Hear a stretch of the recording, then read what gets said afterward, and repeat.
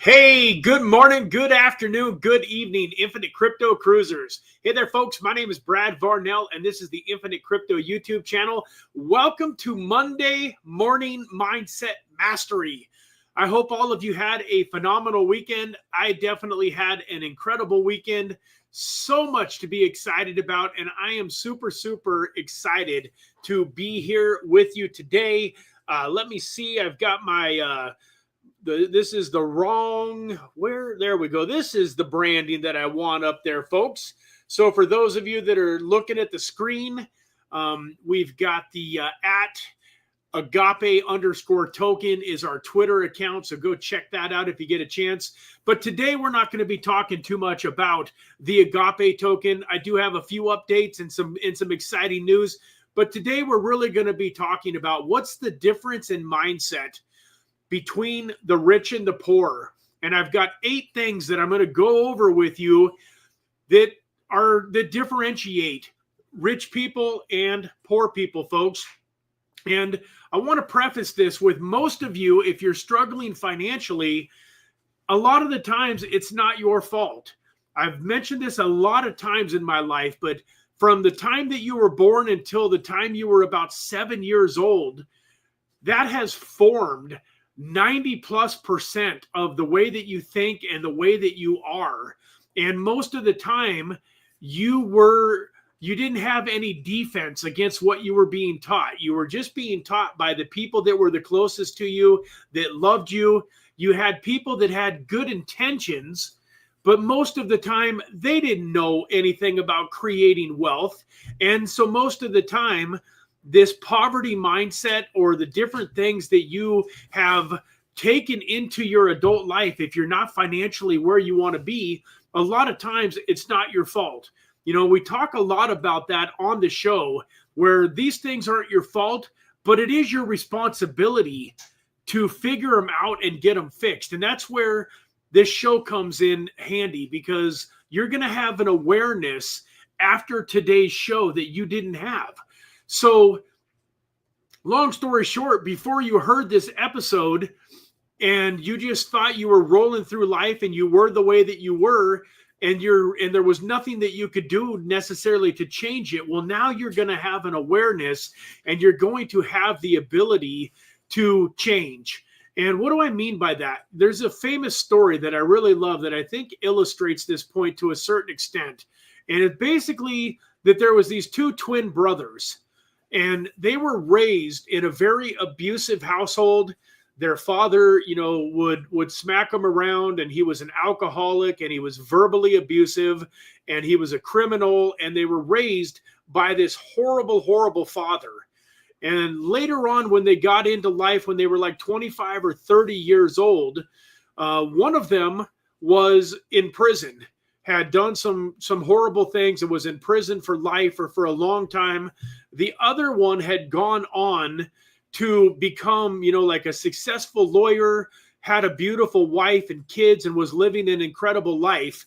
And a journalist, a reporter, kind of got news of this story. And so he decided to go interview both of these brothers. And when he went and interviewed the man that ended up in prison, and he really asked the guy towards the end of the interview, like, what do you think? Why did your life end up the way that it was? Why did things go this poorly for you? And the man said, with a dad like me, what would you expect, or what else could happen? The funny thing is when he went and interviewed the rich, successful man that had an incredible wife and kids, he asked the same question. And astonishingly enough, the successful man said the same thing. With a father like mine, what else could I have done? And so 2 different people with 2 different perspectives. One chose to follow in his father's footsteps and to be a criminal and to end up in prison. The other one learned what he didn't want to do and who he wanted to become, and ended up becoming that person. So let's just get into it. I got 8 things that differentiate the rich from the poor, and I'd like you to score yourself on these things. Give yourself a score from 1 to 10, with 1 being horrible, needs a lot of improvement, and 10 being like you're on top of it, you're doing everything absolutely right. And I think that if you're honest with yourself, all of us have room to improve. I think that I'm pretty good in a lot of these areas, but there's a lot of these areas where even I would give myself a score of maybe 6 or 7 and believe that I can do a better job and am looking to do a better job. So the first thing that I want to mention here, one of the biggest differences between rich people and poor people is an abundance mindset versus a scarcity mindset. So the rich mindset believes that there's enough to go around and sees opportunity everywhere. And rich people think thoughts like, how can I afford it? So when you start to dream and want to increase and have a better life, if you see somebody driving down the road in a Ferrari and you think, man, that's an awesome car, I would love to have that car. And then you think to yourself, but I can never afford that. Your brain, your subconscious mind will go to work proving you right. It will prove you right. It'll give you all sorts of reasons why you can't afford it. Yeah, you didn't do very good in high school. You barely graduated, or hey, you didn't even finish high school, or whatever the case might be. You don't know how to sell, and you don't know how to this, and your subconscious mind will give you 100 reasons why you're right, why you cannot afford to have a Ferrari. If you ask yourself a simple question, if you just switch that from I can't afford to how can I afford, you turn to creativity on in your subconscious mind. And all of a sudden, your subconscious mind will start spitting out ideas. And a lot of them may or may not be working, but at least it's in a positive direction. Your subconscious mind is going to say, well, you could start your own business. Like I've heard that people that own their own businesses a lot of times can make more money than people that are just working for somebody else. Or, you could say, hey, like in where I live, I see that there's a ton of older cars for sale all over the place. And there's people that have a lot of cars like just in their yard or driveway that you can tell haven't been driven for a while, so is there an opportunity for somebody that was industrious to maybe go out on the weekend and put some signs on these cars saying, hey, I pay cash for cars. Are you interested in selling this? And going and buying some of these cars probably extremely cheaply, doing a little bit of work on them, and then reselling them for more money. Maybe one of the ideas that would come to you if you were asking, how can I afford it? Maybe the idea of, hey, I've heard that this new thing called blockchain, cryptocurrencies have been doing absolutely amazing. Bitcoin has gone from pennies up to over $100,000 per token. You got tokens like XRP that used to be, you realize you could have bought XRP back in like 2015, 2016 at 0.006. I mean, I don't want to do too much calculator work here, but I just want to show you something, guys. A little bit of investment and a little bit of time. Look at this, XRP 006. Let me get to my calculator here. Let's just say that you bought $1,000 worth of XRP at 0.006. That would have given you 166,000 of them times $2.50 roughly right now. That'd be $416,000. If you would have invested $1,000 into XRP in 2015, right now, you'd have $416,000, which is enough to go buy a Ferrari. My point is, it's all in your mind. If you think you can, you can. And if you think you can't, you can't. You're right, both ways. And so creating an abundance mindset takes work. It takes purposefulness. It takes deliberateness. You're not going to have an abundant mindset naturally. And the reason for that, folks, is because the world wants to beat you down. The world is full of negativity. When you go out and you're out in public, 9 out of 10 people that you meet, maybe even 19 out of 20, are not positive, uplifting, dream building, excited about life people. And so when you're around 19 people that aren't winning in life, for every one person that is winning, it's pretty hard to be excited and to be dreaming and to be working towards the life that you want to achieve. You got to deliberately get yourself around the 1 out of 20 that's got the right attitude and that's moving in the right direction.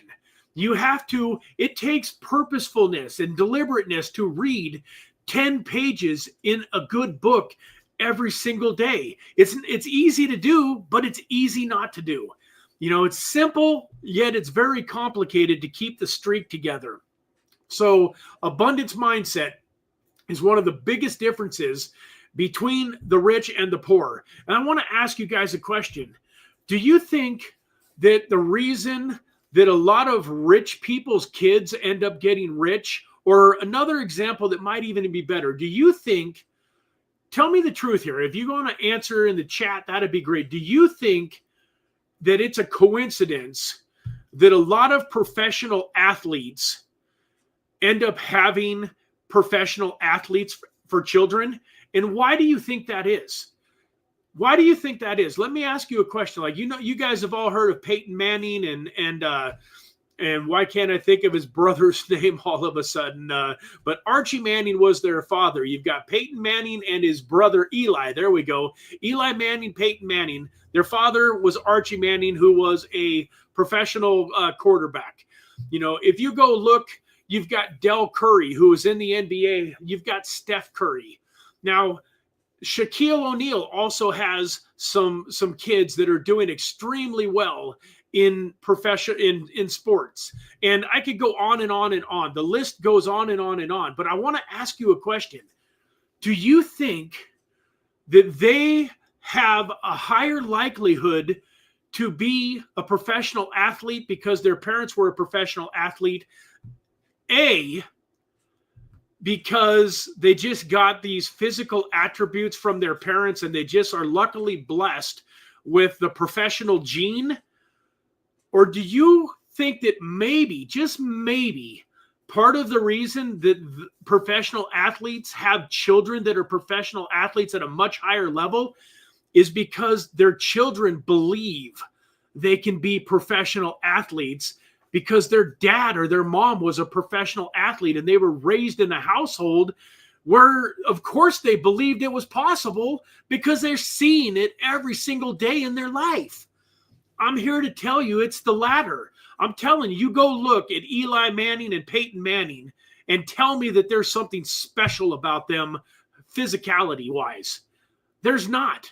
Yeah, they might be a little bit taller. You know, if Peyton Manning would have only grown to be 5'8", maybe he wouldn't have been able to be a professional quarterback. So yeah, he, you know, was 6'2" or, you know, a little over 6 feet. So he was tall enough. But other than that, show me one thing about Peyton Manning that leads you to believe that he's got more physical gifts than the average person on the planet. No, he doesn't have more physical gifts. Neither did Eli. What they had was a father that proved it was that you could be a professional quarterback. Yeah, and of course they got taught from a very young age and they had some advantages like that. But I'm here to tell you that the biggest thing that they had was a belief from a very young age, where most of us have parents that ain't making it in life. We got parents that aren't being successful. We got parents that are broke and struggling and living paycheck to paycheck. And so when somebody comes along and starts talking about creating wealth in our life, it feels like a pipe dream. It feels like it's not real. It feels like it's for other people, but it's not for us.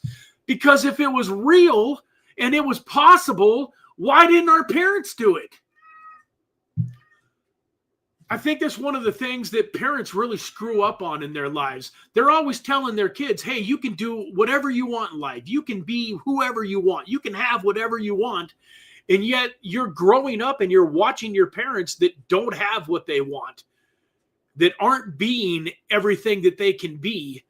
And you don't believe them because as kids, most things are caught, not taught. You can tell your kids anything that you want, but if they don't see you living it, they're not going to believe it. And they're not going to believe that it's true for themselves. So on a side note, for those of you that got kids, man, it's important to go out and become successful. If you're living paycheck to paycheck, if you're struggling through life and you've got young kids and you're trying to explain to them how they can be an astronaut, or they can be a business owner, they can have whatever they want, they could be a professional basketball player, a professional football player, do great things with their life, that's all fine and dandy. You should tell your kids that. But quit being a hypocrite. Go out and prove it to them in your life. Go out there and get your dreams achieved. Go out there and create financial freedom. Quit telling your kids that they can be in great shape and that they can be athletes and then be laying around like me, 50 pounds, 60 pounds overweight. You're not going to have a kid that's in great shape and healthy and doing sports. If you're like me, 50 pounds overweight, then I'm working on some of these shortcomings in my life too. And I'm going to overcome these things. But I'm telling you, that's so important. If you are a parent, showing them other people that have done it and showing them other people that are successful is about 100th as impactful as showing them that you did it. And so get around good people, be willing to read good books, and get on podcasts like this and others. And I'm going to skip down. One of the other things, I'm not going in order here. I've got a few things written down here. I actually asked ChatGPT the answer to this question because I wanted to see how it aligned with the things that I would have been teaching you all on my own. And it's unbelievable to me, not unbelievable, but it's amazing to me that ChatGPT came up with the exact list, basically almost identical to the things that I have learned over my life and that I would have taught you all on my own. But one of the things that ChatGPT came up with that goes very, very hand in hand with what we're talking about is rich people have a learning mindset and poor people have an entertainment mindset. Rich invest in knowledge. The rich invest in self-growth, mentors, books. I've talked about it many times. I've spent thousands and thousands and thousands of dollars in my life for coaching. I was part of a group with Ed Milet and Andy Frisella called Arate, where it cost me $5,000 for a year. I was part of another group called Apex, where it was $1,000 a year. I used to have a personal one-on-one business coach that really should have charged me more. It was $75 an hour, so that's not that much.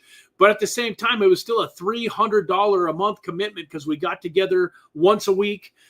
I've got hundreds of books that I'm surrounded by. I've got the bookcase behind me. I've gone to dozens and dozens of live events in my life and spent money on airfare and travel and hotels and food. And so if you're not rich, get rid of your TV. Get rid of your video games. I'm telling you, those things are keeping you poor.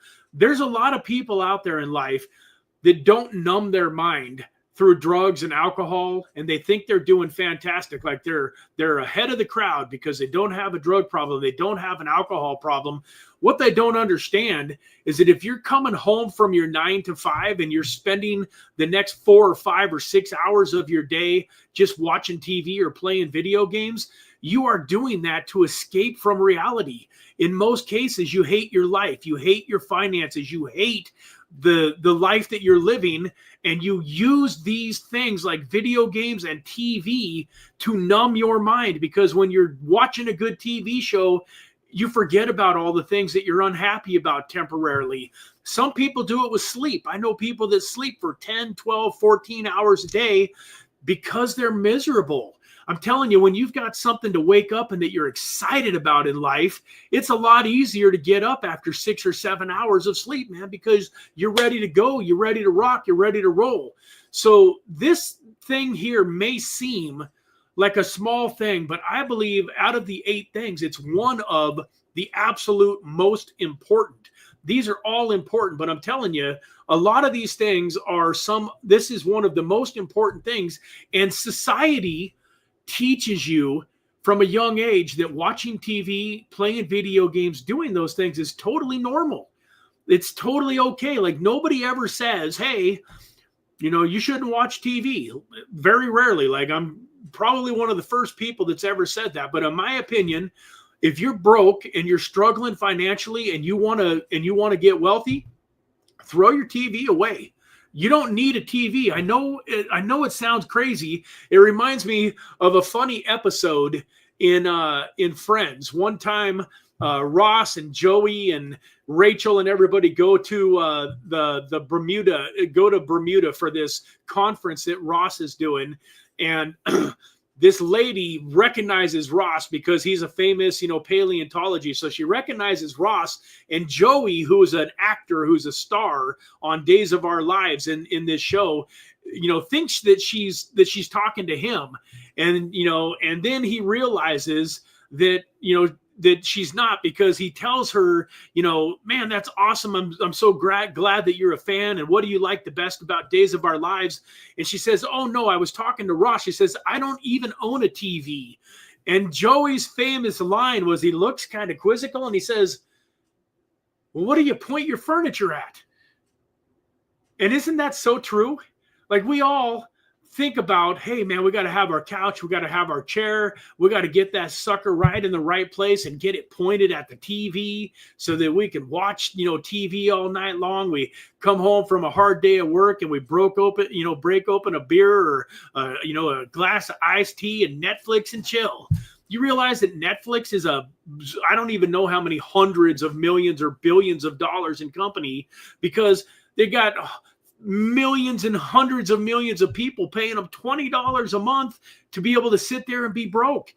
Get rid of your Netflix. Get rid of your TV if you have to. I'm telling you, if you get rid of those things, your mind is going to find something else to do. You're not going to just sit there on the couch staring at a blank TV looking stupid. You're going to figure out something to do.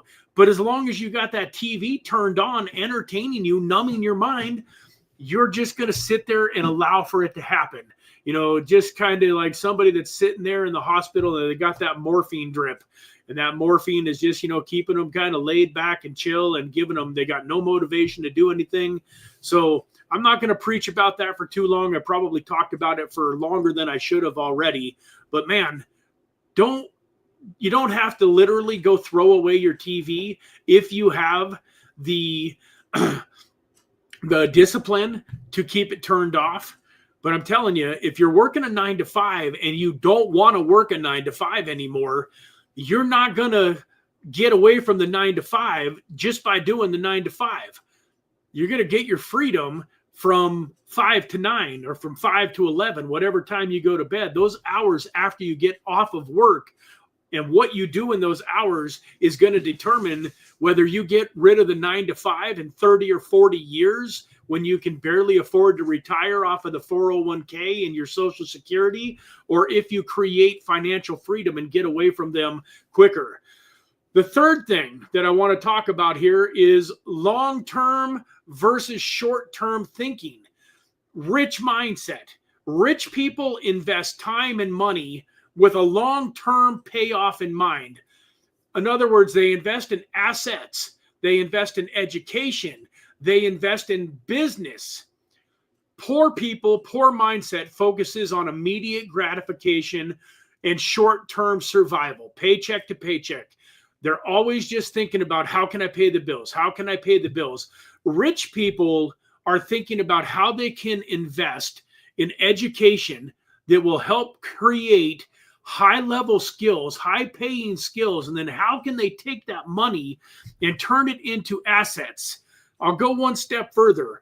Poor people believe that money is to be used for paying bills and living life. Middle-class people believe that money is to be used for buying stuff. You know what I'm talking about. You got those friends that are making 100, 150, 175,000, a year that should be doing pretty good, but they're living paycheck to paycheck because they got a boat that they got financed. The husband and the wife got brand new cars that are both financed.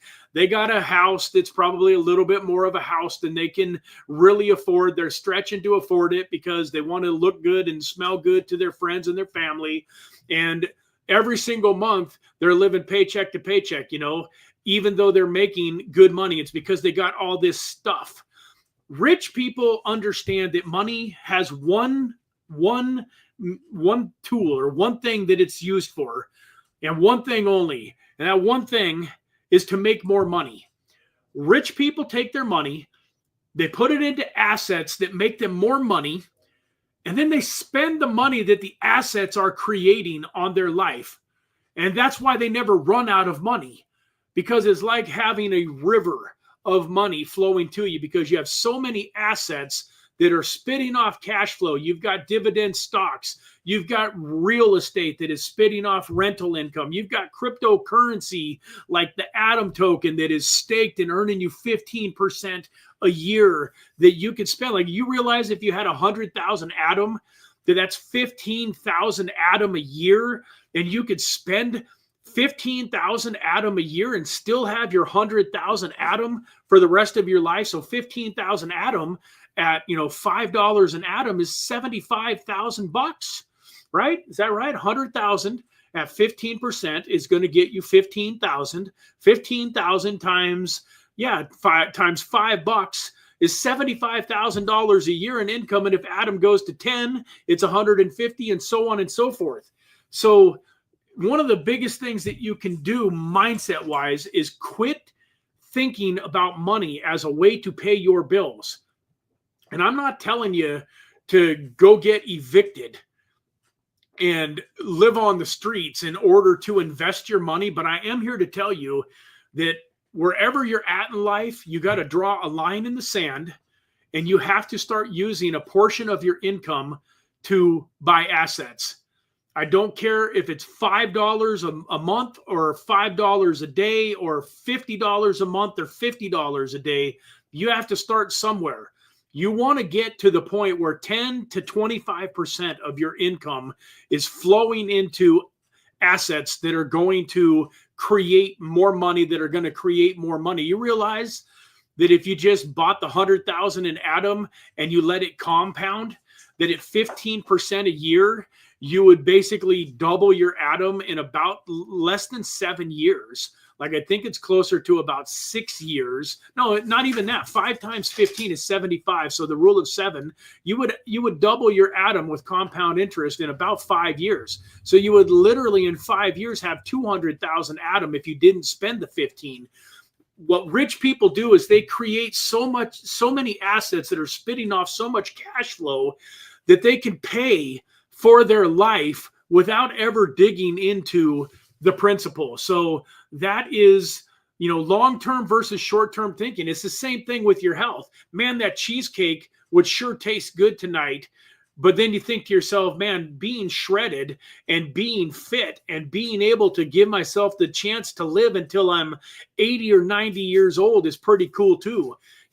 Being able, like, I'm getting ready. We're trying hard to have children. And, I'm 52, almost 52 years old. I weigh about 250 pounds right now. I should probably be 180 to 200. I'm working on it. We've been doing the carnivore. Things are headed in the right direction. But let's face it, man, if I was 25 years old and weighed 250, what chance am I going to have of being able to run around and play basketball with my kids and to be able to teach them how to play sports and to have any energy to really raise them the way that they deserve to be raised? Much less at 51 going on 52. Man, my kids deserve a better version of me than I am right this second, but I'm working hard on it, because this little guy or gal that we have, they're going to love fitness. We're going to be working out and exercising with them from the time that they're little. They're just going to, how we talked about when you're too young, you're defenseless. Well, when my kids are too young and they're defenseless to know any better, I'm going to have them fall in love with being fitness and understand that you should be working out on a daily basis. There's no reason that you can't spend 15 to 30 minutes doing something for your body every day. If you say you're too busy, I call bologna sandwich. It's just not a priority in your life. Everybody can figure out 15 to 30 minutes, even if it's just to take a walk. And so long-term thinking versus short-term thinking. They say that the chief cause of failure and unhappiness is choosing what you want now over what you want most. So that's 3 of them, 3 of the things that we've gone through, and we're about 34 minutes into this. Go ahead and take a quick peek at the chat. Hope everybody is doing fantastic. Ethan Gomez, hey, that's a great question, man. The contest is not even close to over yet, buddy. We got about, I don't know, 50, 60 followers on Twitter. Let's get up to about 500 or 1,000 followers. So keep tagging people and keep making posts. You know, it's not about the little airdrop that you know, a few people are going to win. It's about creating a community that goes out and crushes it when this thing launches and people are coming in and buying the token. Because what would you rather have, a $5 or $10 or $20 airdrop? Or would you rather be able to buy $100 worth of tokens when it launches and have it 25 or 50 or 100x because we've created momentum? So I don't know the exact date when we're going to cut off the Twitter following, but not anytime soon. At least a couple more weeks. We haven't even launched yet. Deanna Varnell, hey, my favoriteest person on the whole planet. Thank you for being here and supporting the channel. I love you very much. I hope you are having a wonderful day too. And yeah, man, it looks like, you know, Donnie T says they follow in their parents' footsteps. They're following their father's footsteps. It's so true. You know, another quick story about that. My dad was an alcoholic. His dad was an alcoholic. And I don't know much further back, but I would guesstimate that I come from a long lineage of alcoholics. My grandfather, you know, drank himself into a nursing home. My grandmother divorced him once the kids got old. She put up with him until the kids got old. But my grandfather was so bad that my family was so poor. My dad's family was so poor that, like, he was the oldest and he had 3 brothers and a sister. And by the time they would hand their clothes down. So by the time, you know, the 3rd and 4th brother, like, got my dad's shoes, went to his younger brother, and then they went from that brother to the younger brother all the way down. The last couple of kids, the soles were so worn out that they had to cut out cardboard and put cardboard in the bottom of their shoes. And it was all because my grandfather was an alcoholic and he couldn't keep a job. He couldn't keep a job. And you know, like, I heard stories about where my grandfather would go into a bar and my grandmother and the 4 children would be sitting out on the sidewalk waiting for him. And he would be inside of this bar for hours at a time. And they would just have to sit there and wait for him. You know, when he was sober, he was the nicest guy in the world. But when he was drunk, he was mean. Now, luckily, he wasn't physically abusive. He didn't beat any of my dad or any of his siblings or my grandmother, but he would be mean. He would be nasty, you know, and he did little stuff like my dad at about 8 years old was swimming in a pond by their house. And my dad always loved to swim underwater. He would dive down deep and try to swim along the bottom and stuff. And one day he found a $20 bill in the bottom of this pond. And you can imagine, this would have been back in like 1949. $20 was probably $200, $300, $400 now to an 8-year-old kid. And he was so excited, and he went home and he told his dad about it. And unfortunately, my grandfather swindled him out of it, kind of talked him out of it, said that he would pay him back and blah, blah, blah, and never did. And that's the kind of childhood that my dad had. And then guess what happened? Guess what my dad did? My dad became an alcoholic. And unfortunately, my dad got married pretty young and he had 4 children. And when he was about 25 or 26 years old, he split up with that woman. And those 4 children didn't have a dad anymore because my dad was broke, following in the footsteps of his dad, and couldn't keep a job. And so he wasn't paying child support. So, you know, my dad's first wife wouldn't let him see the kids because he wasn't paying child support. I've got a brother that's about 12 years older than me that was about 5 years old when that happened. And can you imagine being a 5-year-old that loves your dad? You spend every day with your dad, and, you know, and then all of a sudden one day your dad is gone and he pretty much, you know, like never comes back. I mean, it was horrible for those kids and for that family. I feel bad. I really do feel bad for them. And, you know, my dad, in all perfect transparency, he had a good heart, but because of the alcohol addiction, he was an SOB when he was younger. Man, horrible. But luckily for me, my dad quit drinking 2 months before I was born. I never saw my dad take a drink. and he got out from underneath the bondage, that enslavement of alcoholism. And guess what? He's got a son in me that never developed any type of addiction to alcohol. And guess what? I actually quit drinking about 15 years ago just because, like, I didn't have any type of addiction to alcohol, but I just, like, why? It doesn't have any redeeming qualities in my life. So my dad broke that addiction. And I'm just here to tell you that that's a powerful thing. So for those of you that got kids, if you're doing drugs, if you're doing alcohol, if you're broke, if you're overweight, it's not too late to change. And you can have a ripple effect on the people who love you more than you would ever imagine. It's not too late. Let's get into the next thing here. What do we got going on here? So this is another one that I think is super, super important. Leveraging versus laboring. We were all taught our whole lives to go get a good education, go to school, and then get a good job. And I'm here to tell you that that is a myth, that is a lie, and it was created by people that needed workers. So back in the industrial age in the late 1800s, when they started pumping out steel and they started building structures and they started having these factories, they started producing cars in the 1900s.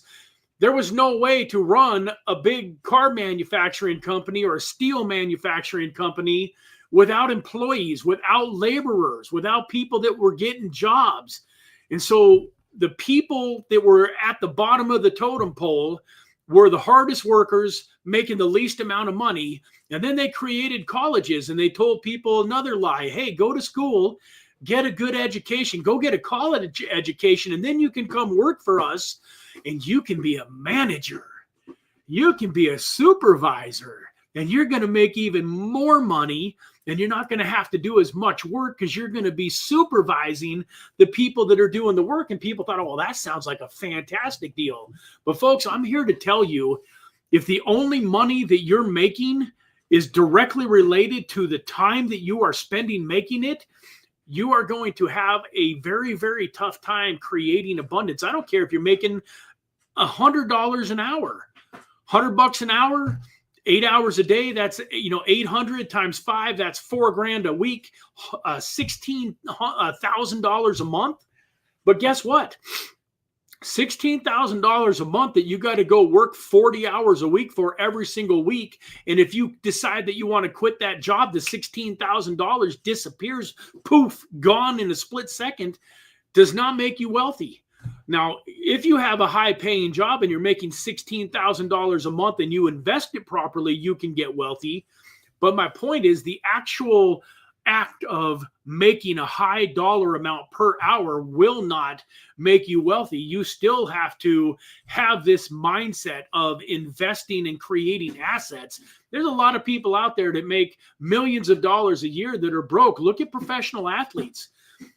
Professional athletes and actors go broke and go bankrupt more than the average citizen. It's crazy to hear about these actors or, sports stars that have made hundreds of millions of dollars in their career and are broke. Well, I don't care if you're a basketball player earning $10 million a year. That's still all based on your effort. And we all know that 3 to 5 to 10, if you're really super like the luckiest of the luckiest, 15 years of that and your money will quit coming in. So you got athletes like Shaquille O'Neal that took his money and started investing in businesses and started investing in assets and started investing in real estate and has a bunch of pizza chains and all sorts of stuff that's worth hundreds and hundreds of millions, will probably be a billionaire plus in his lifetime. And then you got other sports stars that went broke. So you got to figure out ways to make money while you're asleep. Warren Buffett famously said, if you don't figure out how to make money while you're sleeping, you will always be broke, or you will always have to work. Folks, the goal of life is to not have to work all your whole life and then die. That's why this channel exists. That's it. That's what the only reason this channel exists, is because I don't believe we were put here on this earth to work our whole life and then die. How many 70-plus-year-olds do you know that have a job right now? I know a bunch.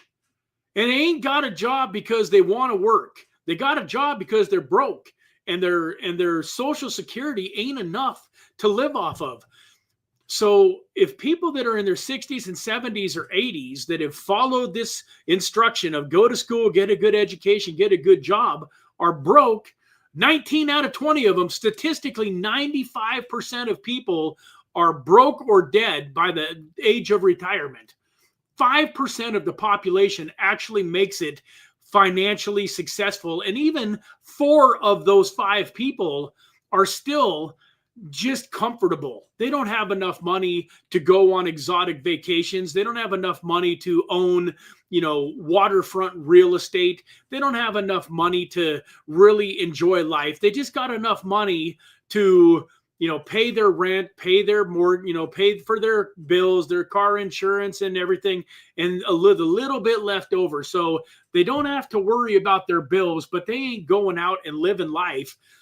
Like, I'm pretty sure most of those people didn't wake up in the morning when they were 18 and say, hey, I'm going to work the next 50, 60 years of my life just so I can live for the last 10 without having to worry about paying my bills. But like, they can't go do anything special. They can't, you tell them, hey, we're going to go to the Bahamas next month. It's probably a $10,000 trip to go spend a week or so in the Bahamas. Do you want to come? And they're like, no, we'd have to save for 10 years to do that. So the financial system's broken, guys. You got to realize that. And I think because you are all here on this channel and your cryptocurrency investors, for the most part, are learning about it, I think that I'm speaking to, I'm preaching to the choir. You guys know a lot of this already.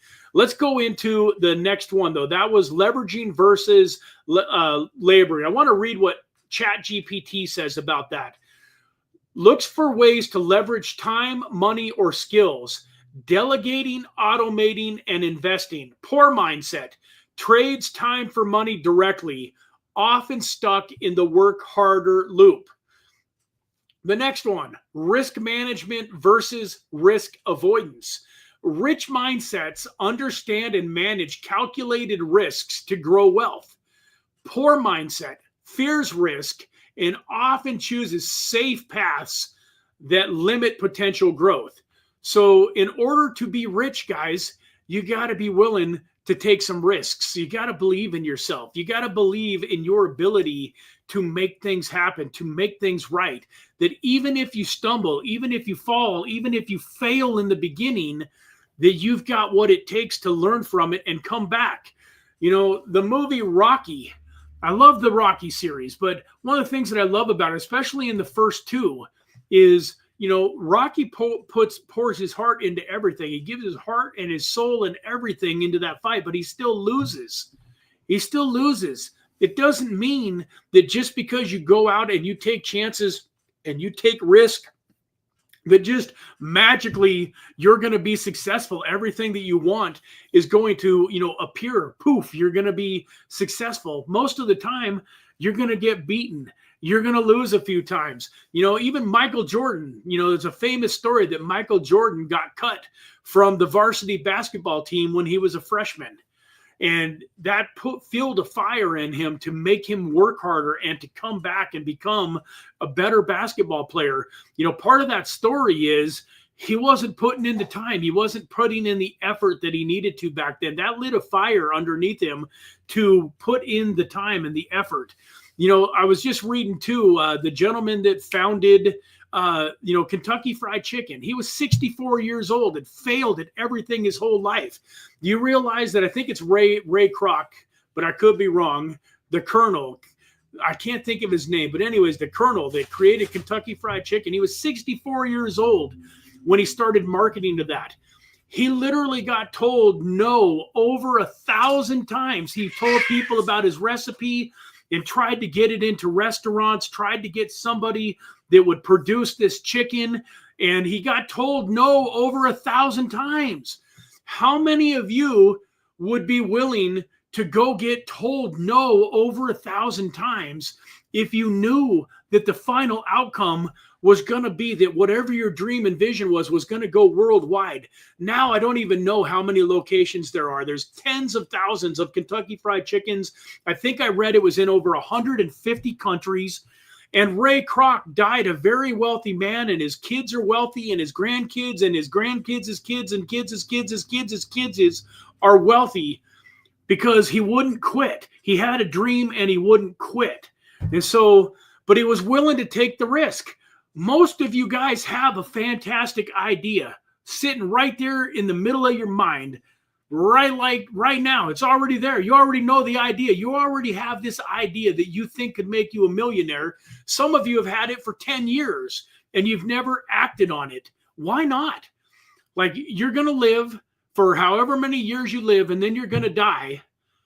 And all of the things that you didn't do are going to be the things that you regret. But it's not going to matter. Like, if you go make a fool out of yourself, it's not going to matter.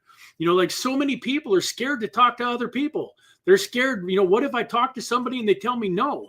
What if I talk to somebody and they say, oh, that's a stupid idea? Well, who gives a heck? What do they know? I'll guarantee you this, 99 out of 100 times, if somebody is poo-pooing on your idea and telling you that it's stupid, they're broke and unsuccessful. Because successful people don't do that. Successful people build up people. They tell you, yeah, man, that's a great idea. Go do it. Go win with that idea. And guess what? Even if you fail, you're going to learn and you're going to come back and you're going to be more successful the next time around. They say that the average millionaire has gone to $1 million and broke 3 or 4 times on average. I've had it happen to me once, and I'm hoping that I learned my lesson the first time, and I hope that when I get back to multi-millionaire status, I'm able to keep it. But guess what I didn't do? I didn't go back to broke and then lay down on the ground and give up on life and say, well, gosh, I guess being rich just wasn't for me. It wasn't in the cards. I guess I'm just going to go get me a job and, you know, just going to exist, going to pay my bills. And, you know, maybe every once in a while be able to go on a camping trip or something, you know, but man, I guess I'm never going to live waterfront. I guess I'm never going to have that Ferrari. I'm never going to have that mansion. I'm never going to have that jet. Horse manure pucky. Guys, be willing to take risks. It's part of what makes life worth living. Number 7. Networking versus isolation. Rich mindset people build relationships, network, and collaborations. They say that your net worth is your network. And that is so true. I've got a guy right now that wants to go huge on the Infinite Agape token. You know why? Because 2 years, I took the time and money and the resources out of my life, and we were right smack dab in the middle of the bear market. I was broke. I could not afford to take this trip, but I had a friend that was getting ready to start a company called Blockchain Alliance, and I had a friend that invited me to this special weekend. It was a black tie dinner affair, and then a two-day convention seminar, if you will, all about this company called Blockchain Alliance. And my wife and I went out to it, and we met incredible people. We met dozen or two multi-millionaires. Guess what? At the time, I didn't have the money to invest into this Blockchain Alliance company. And I'm, you know, and it worked out okay for me because he was trying to launch it at a bad time. And unfortunately, it didn't go well. But I tell you what, I met some incredible people. When I started promoting this Infinite Agape, I started talking to the people that were the most successful people that I knew. And I called this gentleman. One of the things that I did is I got to know this gentleman and his wife at this event, and I got his phone number. I was man enough, even though this guy was a multi-millionaire, I was man enough to say, hey, let's stay in touch, man. I'm sure that some opportunities are going to come up down the road, and we're going to be glad that we know each other. The self-belief, I had confidence, even though this guy was probably 100 times richer than me. I knew at some point in time in my life, I was going to be able to add value to his life. So I call him up, and we have about an hour-long conversation about the Infinite Agape project. And at the end of it, he says, man, I'm just not versed in crypto. I'm such a newbie, and I really like to stay in my lane, but I think I can introduce you to some people that might have an interest in what you're doing. And long story short, last Thursday, we did a Zoom call. There was an overview of the Infinite Agape Token project. And I had a guy get on there that said, man, I absolutely love what you are doing. I love the charitable side of this thing. I'm a big supporter of a charity that is changing kids' lives. This charity has brought over 100,000 young kids to Christ since 9/11 in 2001. And I love what you're doing. I want in on this in a big way. We ended up on a phone call, and this gentleman is loading up his cannon, man. He is ready to go buy a significant amount of tokens when this thing launches. Why did that happen? Because I was networking. I was collaborating. I was meeting people. Poor people live in isolation. Poor mindset often tries to go it alone or sees other people as competition rather than opportunity. And think about it. Think about the truth in this. Who do you know that's poor? And do they ever go meet new people? Or do they still hang out with the same people that they've been hanging out with for the last 20 years that are also broke and living a joke? You know, it's so true. Networking versus isolation. Get out there and meet some people. When I was broke, I went to free networking events. There's all sorts of networking events. Like if you go like Google real estate networking events, you'll come up with stuff in your town. Now, yeah, they want to sell you something. You're going to go to this event and there's going to be a big sales pitch and they're going to try to sell you a $2,000 course or a $5,000 course at the end of it. But guess what? I'm going to tell you a little secret. Here, let me take a sip of my coffee and I'm going to tell you a secret that maybe you guys didn't think of. Ah, that's good. My new black iced coffee, instead of my Golden Eagle that had all that garbage in it, all those calories. If you go to an event like that, here's a little secret that some of you didn't know. You don't got to buy at the end of the event. It's okay to go to these events and then not buy their program. For those of you in the back, I'll say it louder. It's okay to go to an event like that and don't buy the program. But what you do is you shake as many hands as you can shake. And you get as many business cards as you can get. And you make friends. And you network. And now guess what? You know, I've told you guys 100 times, these private sales, when they come open, and I'm selling a token, say in a private sale at $1 for easy math. You can go to these people and say, hey, I'm a cryptocurrency expert. I don't know a lot about real estate. But when we were talking at that event a couple months ago, you kind of expressed an interest in maybe learning more about cryptocurrency. Well, I know a gentleman named Brad Varnell that owns a cryptocurrency project. He owns a big YouTube channel, and he is offering this token that's in the private sale phase. It's like an IPO for stocks, but it's for cryptocurrency. I think it has amazing potential, and I can get you in on this token at $1.25. Well, guess what you just did? You just made 25%. So once again, guys, I'm going to do this super quick for you. So I'm selling the token to you for $1. You sell it at $1.25. Let's just say the guy wants 1,000 tokens. So $1.25 times 1,000 is $1,250, right? You got two options. You got $1,250 cash, and you're going to only, now do this math here. Watch this, guys. 1,000 tokens divided by $1.25 is $800. Well, I guess if the guy gave you $1,000 or $1,250 for 1,000 tokens, you have now only got to forward me. You got to forward me I'm doing the math where you got to forward me 1,000 of that, right? So now you've got $250 extra there. You can take that $250 and just put it in your pocket. And then when the sale, when the token launches, you can give the guy his 1,000 tokens. You got $250. But guess what else you can do? You can forward the whole 1,250 to me. And now that guy's got 1,000 tokens and you have 250 tokens that you're totally free rolling on.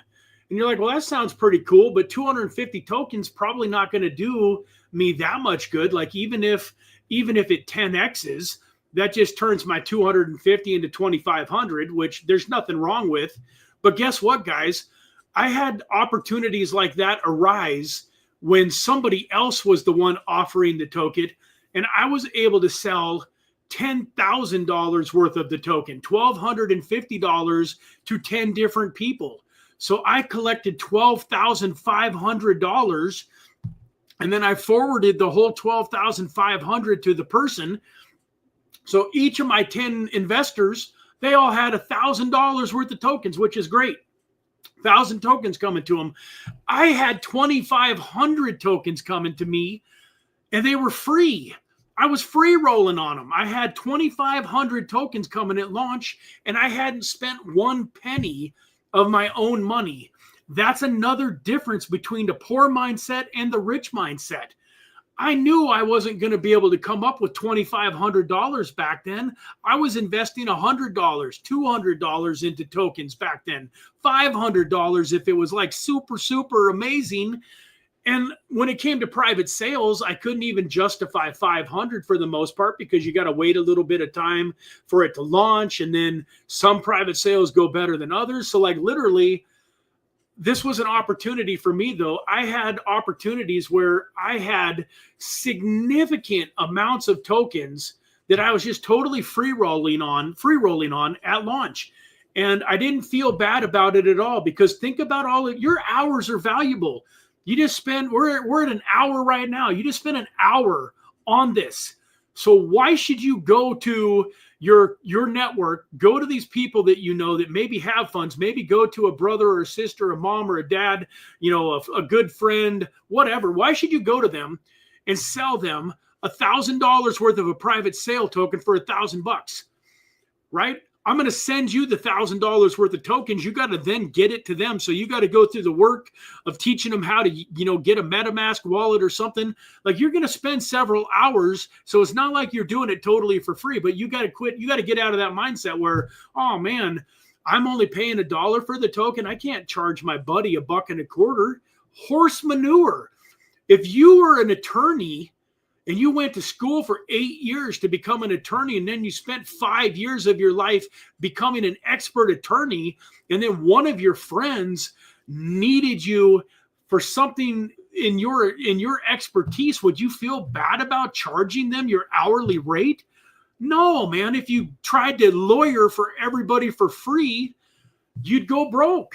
Like, you got to get out of that. That's another poverty mindset. There's so many people that hear that example and go, oh my God, I can't believe he charged his own dad $1.25 when he was getting it for $1. Hell yeah, I did. Excuse my language there. I charged my dad $1.25, and I was happy to do it because of all of the experience, the education, the work that I went to, the networking. You know, it's not easy to get in good enough with somebody that will allow you to get in on these sales a lot of times. So just the ability. And then a lot of times, hey, in United States citizens, a lot of the tokens that I was able to get people into, they weren't even technically allowed to buy them if they were a United States citizen. So I can go on and on and on about why I didn't feel bad about charging $1.25 for a token that I was getting for $1.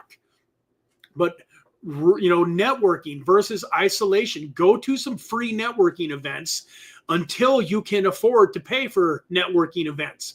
But man, I'm telling you, you got an opportunity right now. The private sale world is getting ready to heat up. If for nothing else, if the only reason you were going to these networking events was to meet high quality people that you could become friends with, that you knew had disposable income that could invest into private sales, that would be worth it all in its own. Plus there's going to be so many more events. What else do we got going on here? I'm trying to go down through the list. So we talked about abundance versus scarcity. We talked about long-term versus short-term. We talked about learning versus entertainment. We talked about leveraging versus laboring. We talked about risk management versus risk avoidance. We talked about networking. So it looks like we've got 2 more to go. And I'm going to do them in this order. Ownership versus victimhood. It kind of goes back to that story about the 2 twin boys. Rich mindset people take responsibility for their outcomes. They believe I create my life. They take responsibility even in situations where it's not their fault. So for instance, your car's broke down and you call up your buddy, you call up your sister, you call up somebody and you say, hey, can you take me to work tomorrow? I need you to pick me up at 8:30 in the morning so that we can be to work by 9 p.m. And they don't show up. When you get to work, 99 out of 100 of you would tell your boss, hey, it wasn't my fault. My friend didn't show up. I would tell you that the person that's successful in life would take the blame. They would tell their boss, hey, I'm sorry. I called the wrong person. I thought they were responsible and they weren't, and that's on me. I called the wrong person and they didn't show up, and it's my fault, and it won't happen again. And then guess what? You figure out a different way to get to work the next day, because theoretically, maybe it was their fault, but you got to take responsibility, because how many times is it their fault? If you call that same person up and you say, hey, you really screwed up today, and I was late for work, but can you do me a favor? I really need a ride to work tomorrow. Can you give me a ride to work tomorrow? Can you be here at 8:30? And they say yes, and then they don't show up again. You're going to go to your boss and tell him, hey, I'm really sorry, but that same friend flaked on me, and it's not my fault, man. It's their fault. Like, how many times can you get away with that? Well, a lot of people, not saying you, but most people go through life getting away with it for their whole life. It's somebody else's fault. It's always somebody else's fault. Guess what? If you left at 8, your friend showed up right on time. You hopped in the car, you headed for work, and there was an accident on the freeway. And because of that accident, you were 15 minutes late. Whose fault is that? Yours. Yours. Guess what? You could have left at 8 o'clock instead of 8:30, and then you would have still been to work 15 minutes early. Oh, well, I'm not going to leave 30 minutes early because most days there are no accidents. Now I'm just getting to work 30 minutes early. Why do I want to do that? You know, so the 1 out of 10 days, or the 1 out of once a month where there's an accident, I'm a little bit late. That's better. I'm telling you, winners would have the mindset, if it happened to them once, they ain't letting it happen to them again. They're leaving earlier, so in case there's an accident, they're on time. And so you got to take responsibility. Hey, you know, I broke my leg playing football, exercising. I broke my leg. And I was in the middle of a 75 hard challenge where I had to work out twice a day for 45 minutes a day, and one time had to be outside, and I broke my leg on about day 60. So do you think I quit? Do you think that I let a broken leg stop me? Or do you think that I overcame it and still finished the challenge? Well, I hope those of you that have been around the show long enough to know me know that I did not let that stop me. In fact, the day that I broke my leg, guys, I was in the middle of my outdoor workout. And I probably broke my leg 30 minutes into it. And because I didn't work out for the whole 45 minutes, I couldn't do my first workout. I went directly to the emergency room. And the first thing I told my wife, this is mindset, guys. This is powerful. This is mindset. The first thing I told my wife was, as long as they don't keep me in this joint overnight, I'm finishing my 75 hard. And I literally got home that night at 5 o'clock with a broken leg, in a cast, hurting, and way behind. Hadn't drank anywhere near enough of my water. I still had 2 45 minutes workouts to do. And you know what I did? I sat outside in a chair with dumbbells, and I lifted weights for 45 minutes twice that day. I did it at around 5 o'clock, and then I went back out at about 9 o'clock. And then every day for the next 2 weeks, I did workouts that didn't entail me having to be on my feet. Most people, or a lot of people that don't understand taking responsibility and following through on their commitments, most people would have they would have quit. And guess what? Most of your friends and family wouldn't have blamed you. You could have put a Facebook post up there saying, hey, I broke my leg today, so I got 60 days of 75 hard done. That's pretty amazing. I'm excited. I'm proud of myself. When my leg heals up, I'm going to go at it and I'm going to do it again. And all of your average, mediocre, loser friends, I hate to use the word losers, but most of the people out there would have just said, hey, congratulations, man. 60 days. That was great. And of course, you broke your leg. Of course, you can take a break from it. Your winner friends, they didn't have to with me, but I would hope that if I would have told my wife or one of my winner friends that I was going to quit and just finish it at a later date after my leg healed, a good friend would have told me, that's crap, Brad. Baloney. You kidding me? You're going to let a broken leg stop you from doing what you said you were going to do? You're 60 days into this challenge and you're going to let a broken leg stop you? That's horse manure. Man, I'm finding creative ways to not cuss. But I'm telling you, you want to be around those winners. You want to be around the people that will not let you off the hook, that are going to push you and make sure that you're doing the things that you need to do in life to win. So taking responsibility. Same thing for childhood traumas. It's not your fault, a lot of the things that happened to you when you were a kid, but it's your responsibility to break free from the bondage of it and to overcome it once you're aware of it.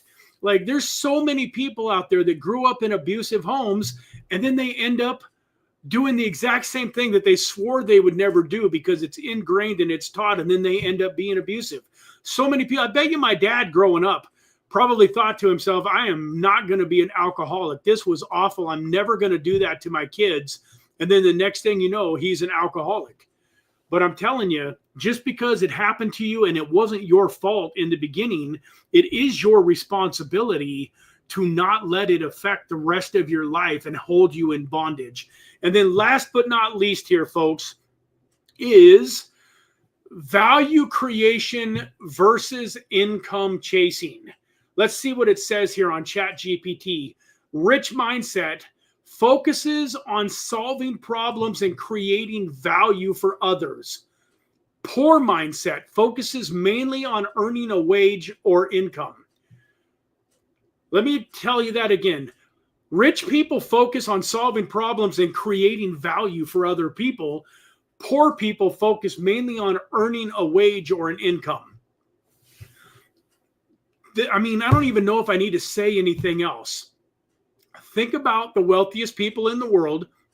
Every single one of them found a problem in general that helped a lot of people. The more people it helped, the richer they got.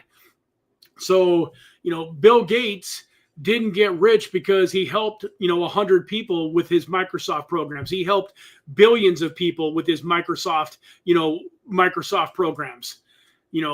You just and you can do that over and over and over in just about every industry.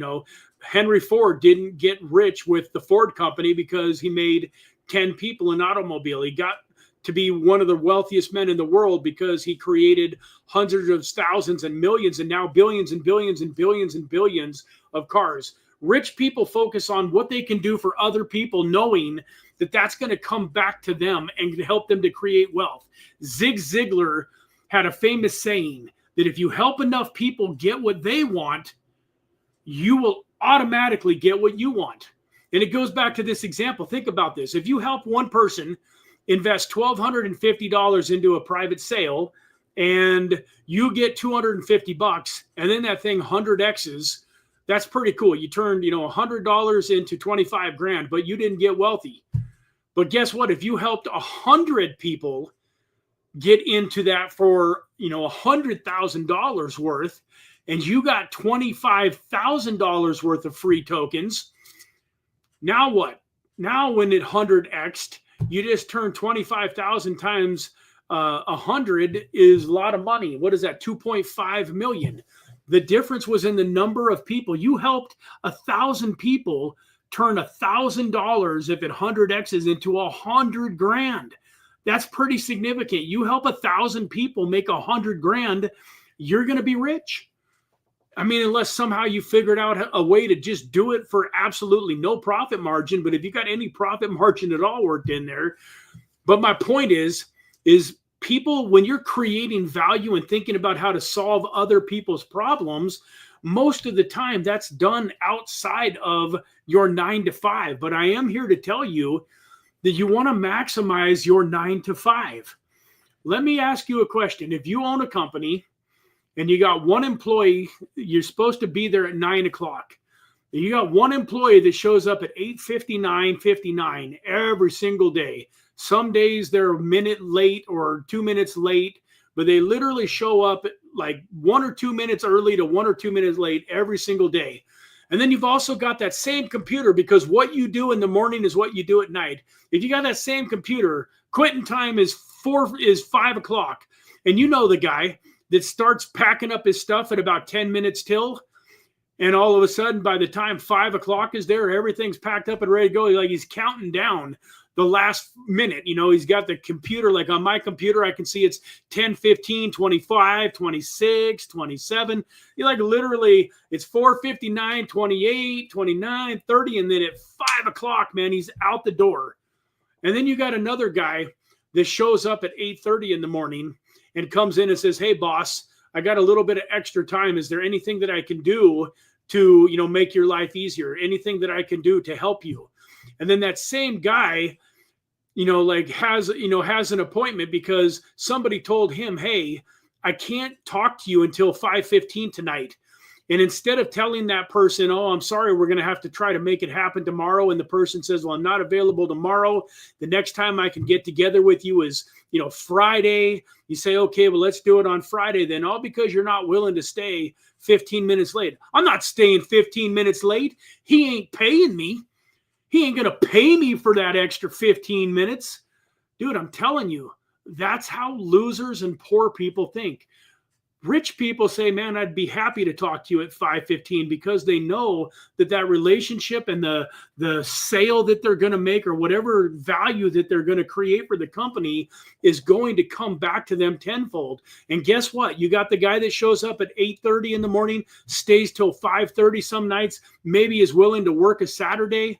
And you got the other guy that's like, I'm taking every minute of my lunch. They give me an hour for lunch, I'm taking an hour. You got another guy that just shows back up after 45 minutes so he can get 15 more minutes of work. Who do you think is going to work up? When you see two guys that started at the bottom of the company, one guy ends up moving up and being a vice president, and the other guy is still way down here after 20 years. Why do you think that is? I promise you that the guy that became the vice president gave more than he got, especially in the beginning. If you're working for another human being, quit trying to do less than they're paying you for and feeling like you're winning. Ha ha ha, my boss paid me $20 an hour for 8 hours today. And man, I played some Tetris and some Candy Crush, and I took an hour and a half for lunch instead of an hour, but he was gone today, so he doesn't even know. And man, I got him today. I got him. He paid me $120, and I only probably earned, 80. Dude, that is the wrong mindset, and that's going to keep you broke. You want to be the guy that's making $120 a day, that's giving your boss $150 or $200 worth of value, because I promise you, you cannot use in the Bible. It says you sow what you reap. You sow what you reap, or you reap what you sow. Excuse me. You reap what you sow. If you sow inconsistency and lack of motivation and trying to always do less than you're getting paid for, that's what you're going to reap. If you sow on the opposite, where you're pouring into things and you're giving your best, even when it may feel like you're underappreciated and you shouldn't. Like if you got a horrible boss, this is even harder to do, but I promise you, if you got the worst boss in the world, and even when you're doing extra and you're going the extra mile and you're working extra hard, he's still an ass, and he never gives you any recognition, and you don't feel like you're like, Brad, you're an idiot.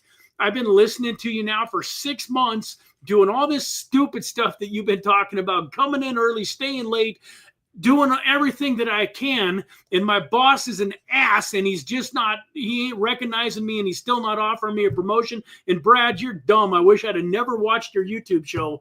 I promise you, good things are coming.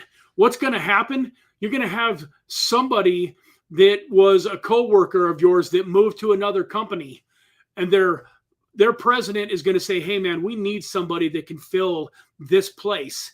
And do you know anybody? And this guy's going to think of you. He's going to say, yeah, I know a guy that shows up early, that stays late, that always goes the extra mile, that's got an incredible attitude. He's a giver. He loves people. He would be an incredible addition for this company. And the president of that new company says, call him up. And the next thing you know, you double your income. Instead of getting a 10 or 20% raise at your current job, which you were hoping for, you just doubled your income in a split second. And now you're working for an incredible boss in a company that you love.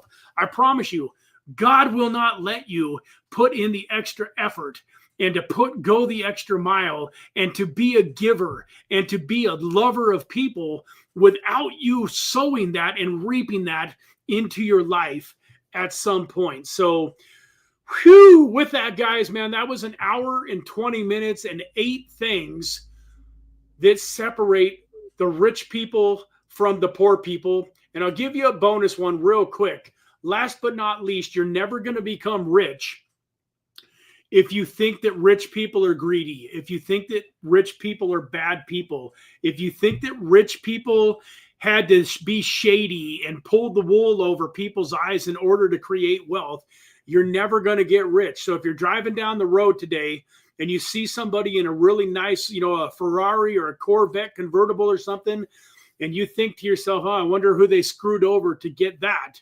Folks, I'm telling you, you're never going to be wealthy. Why would you become wealthy if your underlying belief is that rich people are bad people, that rich people are greedy, that rich people are unscrupulous? So you got to get that out of your head. If you're one of those people that when you think about wealthy people, it puts a bad taste in your mouth and you assume that they probably did something illegal or did something that they shouldn't have done and took advantage of people, you're never going to become wealthy. So if that's you, through all of these other things, mainly getting around the right people, getting around the positivity, networking, and getting around, I know hundreds and hundreds and hundreds of some of the wealthiest people in the world that are the most amazing, incredible, heart-driven, giving back type of people. So you got to change your mindset on that. I'll say that last but not least. The other thing, if you have limiting beliefs, if your parents were like, no, you can't have a candy bar. What do you think? Money grows on trees? Or, you had a lack of money, a poverty mindset that we're always talking about lack, and always talking about how hard, how hard I work to make that money, Brad. No, you can't have that toy. Dude, if you grew up in a household like that full of lack, that's something else that you're going to have to overcome. If you catch yourself saying stuff like that, what do you think? Money just grows on trees? Excuse me. Hiccups. If you catch yourself saying that to your kids or to other people, or you're worried about like you're going to drive 10 miles out of your way to save a quarter a gallon on gas, or you're going to go to this grocery store over this grocery store because it's going to be a $5 difference in your bill at the end of the day, telling you that's not an abundance mindset. It goes right back to the abundance versus scarcity. So that's the first thing that a lot of people have to do, whether it's you watching this or new people that are coming to the channel. The first thing that you got to do, you got to create an abundance mindset. You got to realize that you're not taking away from other people when you get rich. That would be like me if I went, and you're like, what are you doing, Brad? And I'm like, I'm holding my breath. Why are you holding your breath? Well, I don't want to use up too much oxygen. I don't want to take more oxygen than my fair share. I want to make sure that you guys all got enough oxygen. I mean, that sounds insane, right? It sounds crazy, but there's people that are like that with money. I don't want to make too much money. It's going to take away from other people. I don't, like if I make too much, there won't be enough for other people. Guys, money is infinite. Every time you create value in life, you're creating more money. When a new building is built, that created a lot of new wealth. Not only do you have all of the people that got paid to make that building, but now you have this building that's worth hundreds of thousands or millions of dollars. It didn't exist. Before it was built, it didn't exist. After it's built, there's more money. There's more net worth in the world. Money is infinite. There's plenty of money for every single person on this planet to have plenty and to have abundance, and for there to be a whole lot of plenty and abundance left over. So get that out of your mind. If you're ever thought to yourself, man, I don't want to make much money. Like I was hearing a story where this wealthy guy that I know was driving around with one of his buddies, and he was telling him how good business was going and how great things were. And the guy kind of looked over at him and condescendingly said, man, hey, how much money is enough? And my buddy said back to him, as much as I can make. Like, God put us on earth here to do as much good as we can do, to be as healthy as we can be, to achieve as much as we can achieve. Why would you want to make any less than you can make, especially if you've got good intentions? I feel like I've done a lot of good for the world on the wealth that I have created. The wealth and the amount of good that I'm going to be able to do when I become worth 10 million, 100 million, $1 billion, the amount of good that I'm going to do is going to be astronomical. So if you're a good person and you know that you've got good intentions and you want to give back, the right answer to how much money do you want to make is as much as I can. And I don't mean that in a like, I'm going to, throw out my relationships. I'm going to throw out, I don't care about my wife and my kids. Like the only thing I'm worried about is making money. That's not what I'm talking about. I'm just talking about being the best you that you can be, and that there's never enough. If you made $10 million this year, you should make 11 million next year. You should be better. I've said this a million times. Like, I don't care how fit you are, how successful you are, how rich you are, how good your marriage is, how good your kids' relationship is today. If 1 year from now, they're all still exactly the same, then you didn't max out your life. You didn't do what you needed to do in the last 365 days, because your relationship should be better next year. No matter how good it is today, it should be better next year than it is today. Your health should be better next year than it was today. Even if you were already fit, your financial situation should be going up and to the right. It should, I don't care if you got 10 million or 1 billion in the bank. Next year, you should have 11 million or 1.1 billion. You never want to just say that I've had enough, because as soon as you decide to quit taking a path, going down the path of the journey that you're on, and you just decide to stop in the middle of the path and put a tent up, is right when everything is going to start crumbling and falling down. Time will take you out. You cannot just stop and pack your tent and say, okay, I'm good. I got enough money. My health is good. My relationships are good. I'm done. It doesn't work like that, folks. You want to become the best version of you that you can possibly be during this lifetime. So with that, folks, I love you all, man. I appreciate you. Hey, good to see you, Aaron, Mr. Crypto Cowboy. Hope you are doing fantastic, my friend. We need to get on a phone call. I don't know if you're available for a phone call, but let's hop on a quick call, man. I really got to give you more information about the Infinite Agape cryptocurrency project, man. We're going to help a lot of people. We're going to make a lot of money, and we're going to have a lot of fun. That's one of our taglines. Make a lot of money, help a lot of people, have a lot of fun with the Infinite Agape token. So with that, guys, God bless you all. Thank you for being here, and we will see you again. Daniel says, taking responsibility really crucial for me now, especially impacting my family. Yeah, absolutely, man. Every single one of us has to do that, Daniel. So with that, guys, we've been going almost an hour and a half. I love you. I appreciate you. I look forward to seeing you tomorrow on the Trader Tuesday live stream.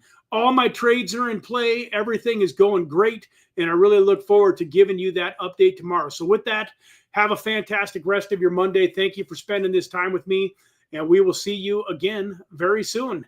Bye-bye for now.